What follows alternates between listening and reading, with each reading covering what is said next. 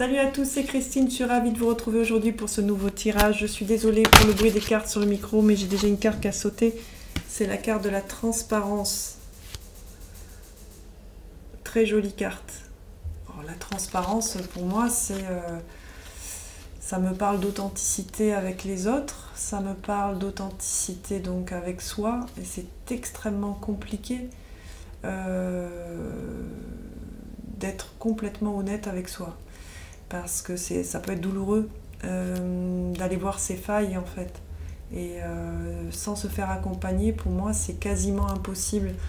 S'il n'y a pas un tiers, on ne peut pas vraiment être objectif sur ses failles et sur ses douleurs, ses traumas, sur ses peurs. Et aussi, le fait d'être accompagné, ça permet d'avoir quelqu'un sur lequel prendre appui quand c'est trop compliqué justement de toucher certaines vérités sur nous-mêmes. Mais dans un souci d'intégrité vis-à-vis de soi, ce travail est vraiment passionnant à faire parce que plus vous avez le courage d'aller voir ce qui déconne à l'intérieur de vous, toutes ces parties dites sombres, en fait ce sont juste des parties qui sont là, comme vous êtes à la fois la lumière et l'ombre, mettre de la lumière sur ces parties dites ombragées, ça va vous donner aussi une forme de liberté parce que les choses ne vont pas s'activer à votre insu. Je vous donne un exemple. Vous êtes en relation de couple, vous n'avez plus de nouvelles de votre partenaire, vous avez une blessure de l'abandon dont vous n'avez pas conscience. Au bout de, je ne sais pas, 2 jours et demi, vous allez prendre le téléphone et insulter votre partenaire. Par exemple. Alors que si vous aviez conscience de votre blessure de l'abandon, vous diriez, bon, là, l'autre me fait le cadeau de voir que ce truc-là n'est pas réglé, me fait prendre conscience que dans mon enfance, il y a des traumas dont je peux me souvenir ou pas d'ailleurs, qui font que j'ai cette blessure de l'abandon. Je vais juste, pendant ces 2 jours où l'autre ne communique pas avec moi, vraiment me nourrir, prendre soin de moi, aller faire ce travail avec mon enfant intérieur. Et du coup, je ne vais pas être en réaction émotionnelle par rapport à ce qui se joue dans la matière.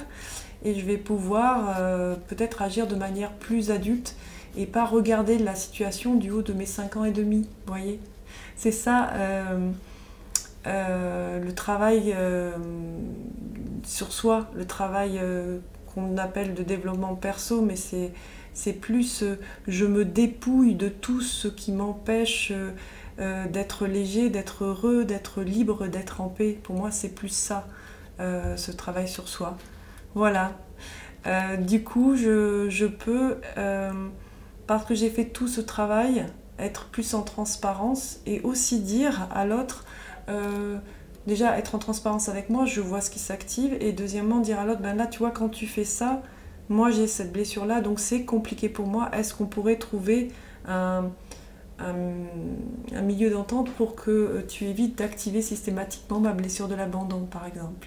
Voilà, ce sont juste des suggestions, ce sont juste des petites visions de ce que la thérapie pourrait vous apporter, avec moi ou avec quelqu'un d'autre. De toute façon, quand on est en démarche de travail sur soi et donc d'aller mieux, on trouve toujours le bon thérapeute qui nous correspond. Faites-vous confiance à ce niveau-là. Sur ce, je vous souhaite une bonne journée, une bonne soirée et je vous dis à très vite.